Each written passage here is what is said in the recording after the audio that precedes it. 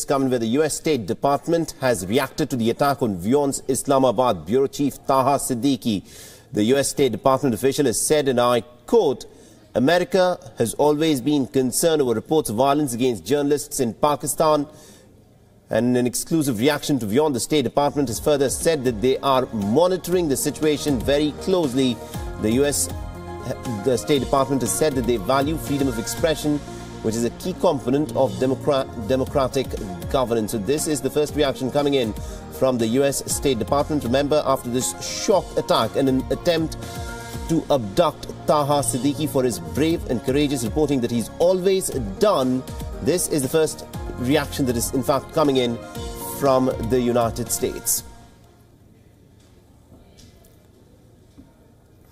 All right, and for more on this, we are joined in by Wion's correspondent Kevin McAlissey, who joins us from Washington, D.C.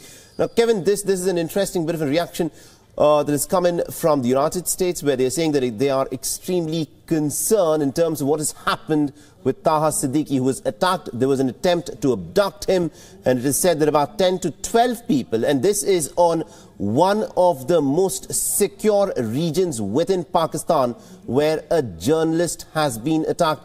Do you think the United States will take this up with Pakistan, considering the kind of pressure that we've seen the United States be exerting on Pakistan in recent days?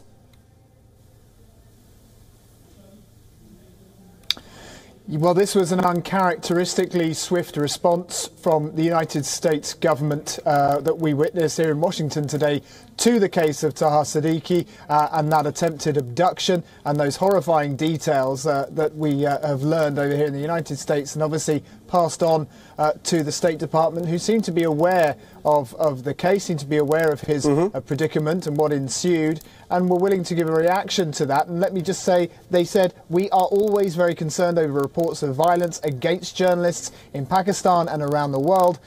We will continue to monitor developments." They went on to add, "The United States values freedom of expression as a key component of democratic governance. An active civil society and tolerance of dissenting views are vital components of any democracy." So this is one that the United States government says it will be monitoring, but certainly a condemnation from this government to what exactly occurred that early morning. Absolutely, indeed, Kevin. And this is not the first time that a journalist has in fact been attacked in a difficult place where he reports from.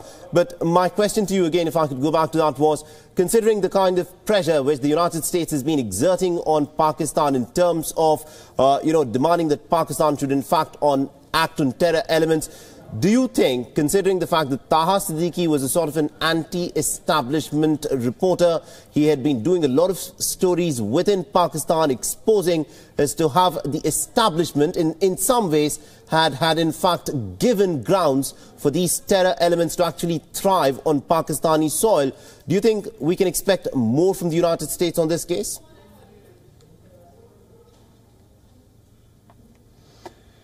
Well, the United States, as you know, came out recently with a stinging criticism of Pakistan. It accused Pakistan of not doing enough, of harbouring terrorists that the United States government said were attacking US troops, and they threatened to pull aid, security assistance for the foreseeable future.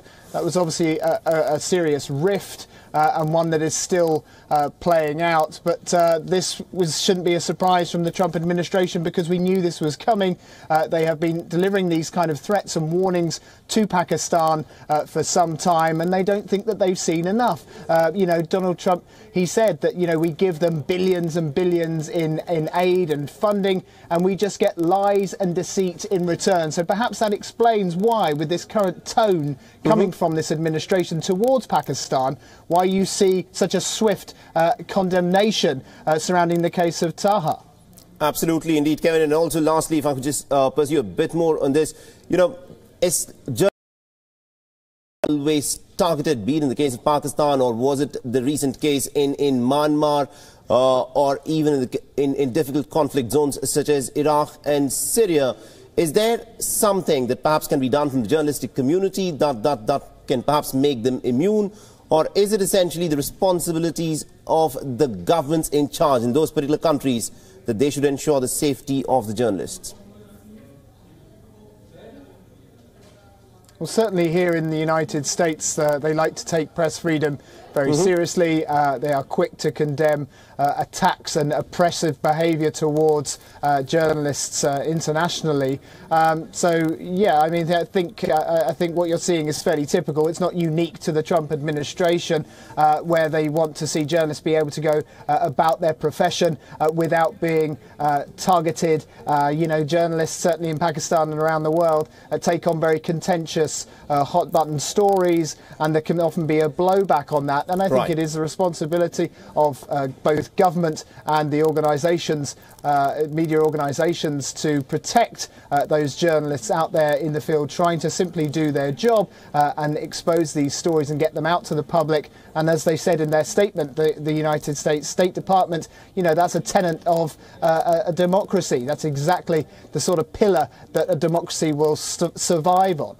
Absolutely. Kevin McAlesey, thank you very much indeed for joining us.